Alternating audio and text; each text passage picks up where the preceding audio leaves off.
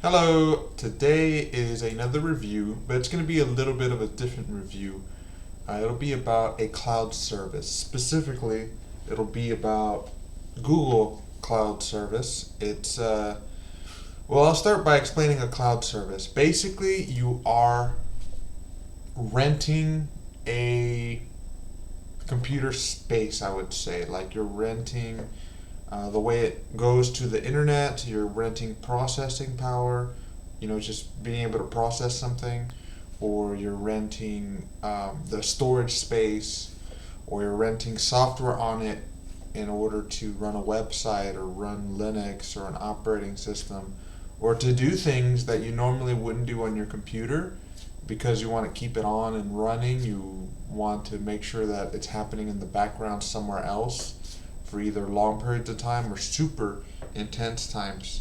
So when I get on to find this Google Cloud Service, I literally put Google Cloud Service into Google, and I'm in Google Chrome, so that means I can find it pretty easily.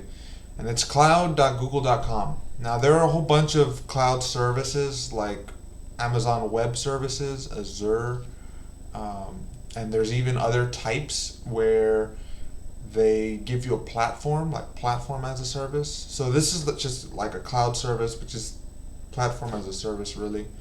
But there are some that are more directly software for managing software. This right here helps you manage virtual machines. So they're a little different in the way they work and the nuance. It'll be easier to discover if you were to just go to it. So once again, you have Google Cloud Computing, AWS, which is Amazon Web Services, right? And this is the way it looks. And you have something like Hostinger or Gator. So the ones on the left, AWS and Google Cloud Computing, these are like cloud services. This Hostinger, I wish I could just see I'll just log in. Gator, what is it called? Gator websites, I guess. HostGator, there you go. So these help you host websites or servers. This is actually pretty cheap, but they're different than these cloud services in that the hosting is done differently and more specific. With these Amazon Web Services, you could do different gaming servers or multiple websites in one thing, or APIs that are just unique. You could just make these custom background software, like backend, that is pretty darn cool. While Hostinger and HostGator are more specific to websites and databases, and using different types of software like WordPress or programming libraries to help to host websites. Things like Spring or Django, Flask, other ones from other languages, right? Those are the only three I've ever studied at all. So yeah, that's what Google Cloud is. What's the next question? Let's look. Um, okay, good. You can see my screen. What is the trial? The trial is $300 for a year. And I did it a year ago, or how many days ago? 180 days ago. I hope it's not running. Please don't tell me it's running. It's wasting my $3. So good, it's not running. So I spent the entire $300 on machine learning, on Minecraft servers, and when I did the machine learning, I used up, I think it was a 96 core CPU, right? That's what I rented as a cloud service, as a remote PC. That's kind of what we're doing. They call them instances, where let's say you have a supercomputer, right? It's just an example. It's not exactly what they do. You have a supercomputer, and you partition the inside of the supercomputer into a specific amount of cores, a specific amount of RAM, and a specific amount of space, like SSD or HDD, all that. So you split it into these virtual machines or machines within machines, and this one supercomputer can be 100 different instances. And so these two right here, Python projects and Skyblock, these two are instances. They could be in the same computer. They don't have to be the same box, right? The same supercomputer, but they're split. So what they do is they take these supercomputers and they make shelves of these supercomputers, lots of them, and they split them between instances that you create, the person using the cloud service. So I have two instances or two small partitions of the supercomputer as virtual machines, and I'm using them to do things. So I would run it, and then I'd hit SSH, and a command prompt would open up. I guess I'll run it just for now, just to show you guys, but I'm gonna waste like 20 cents doing it. It won't be a waste. It's worth whoever watches this. So I'm starting it. Now these are all the options. One thing that I don't like about Google Cloud is it's just so darn complicated. I mean, it's so complicated that they have certificates saying you know how to use it, right? And that's just kind of hilarious that they've made these things so complicated that you need to get Google Cloud certified, right? I mean, really. So yeah, you hit SSH, right, and it would go to this. There's a whole bunch of ways to do this. This is just one example. A whole bunch of ways to connect, to create instances. My computer is making a noise. That's not always a good sign. But here it is. So this would be a Linux instance, and you can make it Windows. You could probably, I believe, run Windows with a window, you know, and you're running Windows in a virtual machine in your Windows. So it's like a Windows in a Windows that's happening in some other state, okay, with some other country sometimes, because I did this in the U.S. So this one, I was using it to run a website called Darken Tools, and let's just change directories to Darken. It's for a RuneScape private server that I play. So all of these are Python files, and you run them, and they do different things. It's going to be for Flask, right, where you run a website. So I was running this and running a website, and this is how you would see an instance, for example. But running virtual machines isn't all you can do. You can also run databases, storage space, different types of SQL, and storing information in strange ways, I guess, and different network services. It's very versatile, but it's very complicated.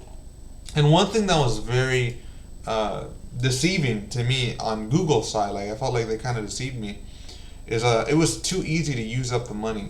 When I did the machine learning, I ran it for an hour with 98 cores and like 1.5 terabytes of RAM.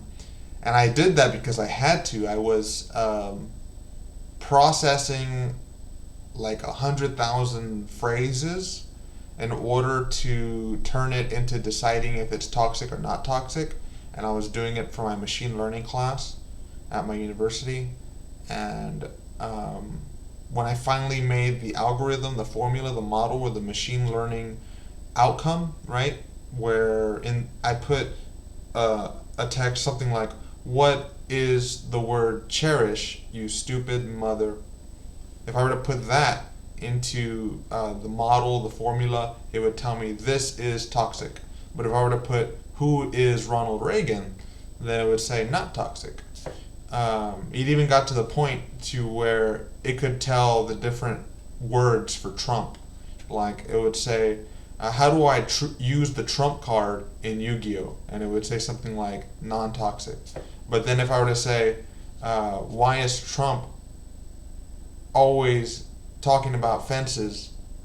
And I say it in a negative way. It can actually detect the nuance between toxic and non-toxic in using Trump as an adjective, a noun, or for the president.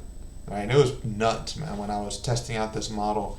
But the model cost me $25 to make in an hour, with 1.5 terabytes of RAM on Google Cloud and 96 cores. So that's the kind of stuff you can do. You can run a database, you can run some kind of network, you can run some kind of server. You could do machine learning where you rent some hardcore PC that runs the model for you. So that's what cloud is, the Google Cloud. But I found out that running Minecraft servers on it uses a lot of money. It's better to just get like a $5 per month subscription with a Minecraft specific hosting service, or I found out that websites are not that bad, but it's still more expensive than hosting or HostGator. It's better to do all the specific stuff with that niche, if you know what I mean. So if you're gonna do websites, I recommend doing the web service somewhere else that are more specific to websites. If you're going to run Minecraft servers, I mean, if they're really low key, then I guess. But mine had a lot of processing because I was running this website that would store player information from a video game and use it in order to make graphs and trackers for experience in RuneScape. And storing all the RuneScape information was a lot. And so instead I'm going to be using a web service that has a lot of storage. And I think that's going to be better than using Google Cloud. Also, I'm out of the trial, so I'm pretty much done. But I got to get all this. I got to scrape all my code and data from these two instances, and we'll see how it goes. So, do I recommend? Let's look at.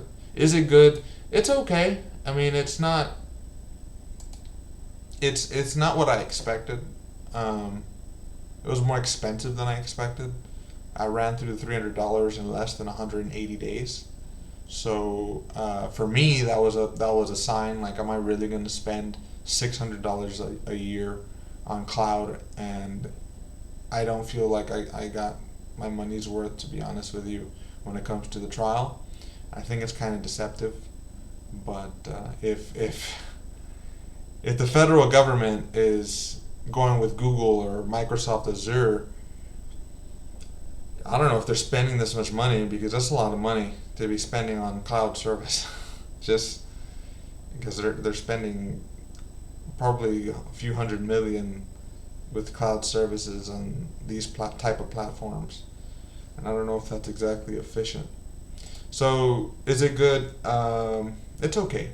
It's not what I thought it was going to be better than this, and it kind of wasn't.